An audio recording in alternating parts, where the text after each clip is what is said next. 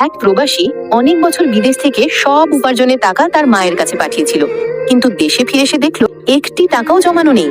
মা সব টাকা গরিবদের দান করে দিয়েছেন। মা বললেন, বাবা, আমি সব আল্লাহর কাছে আমানত রেখেছি।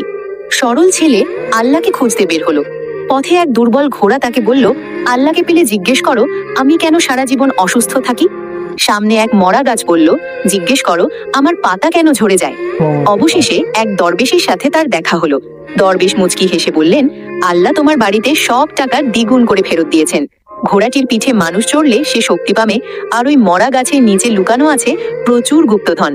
ছেলেটি ফেরার পথে গাছের নিচে থাকা গুপ্তধন আর ঘোড়া নিয়ে হাসি মুখে বাড়ি ফিরল।